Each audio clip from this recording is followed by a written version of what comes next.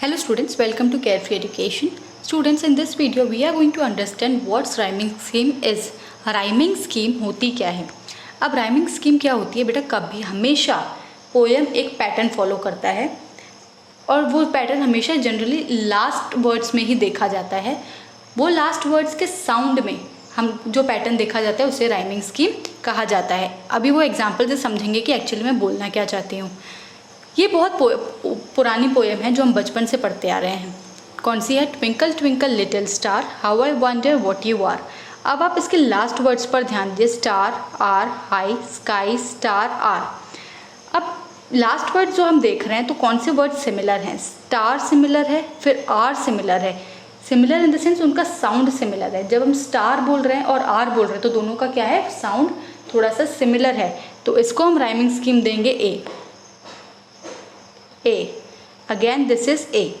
उसके बाद हाई और स्काई सेम है तो इसको हम क्या देंगे? बी।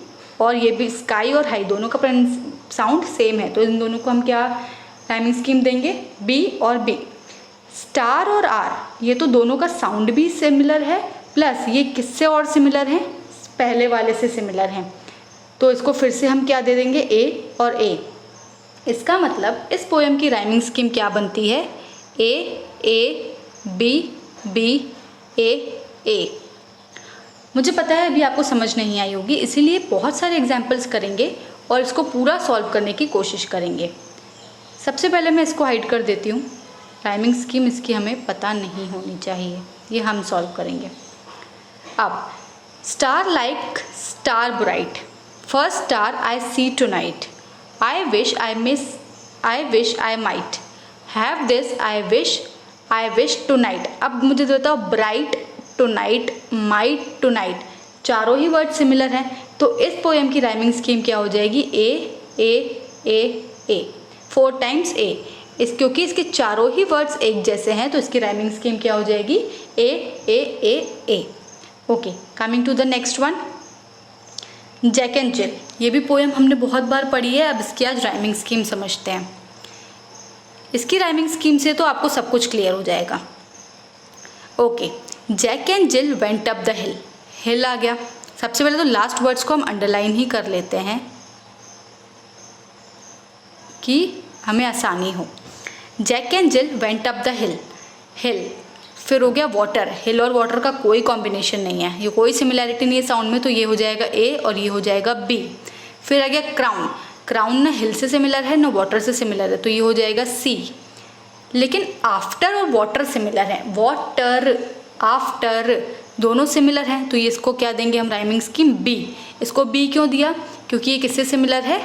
वाटर से, और वाटर की राइमिंग स्कीम बी है तो इसकी राइमिंग स्कीम बी हो जाएगी। अब ट्रॉट, ट्रॉट किससे सिमिलर नहीं है तो सी के बाद डी आ जाएगा, इसकी राइमिंग स्कीम डी हो जाएगी। फिर आ गया कैपर।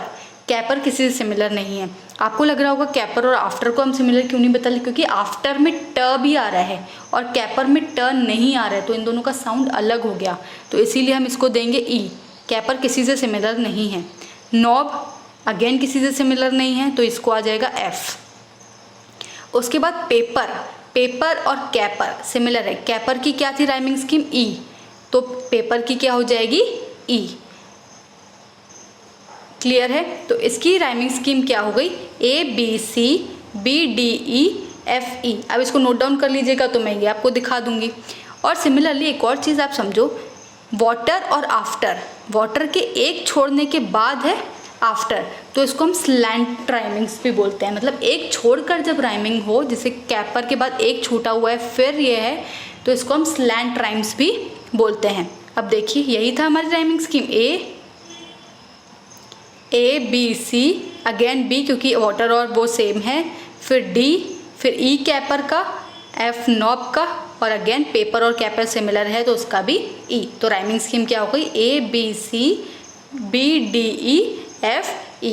होप आपको समझ में आ गया होगा कि राइमिंग स्कीम्स होती क्या हैं। कोई भी डाउट हो you can mention in the comment section. Thank you so much.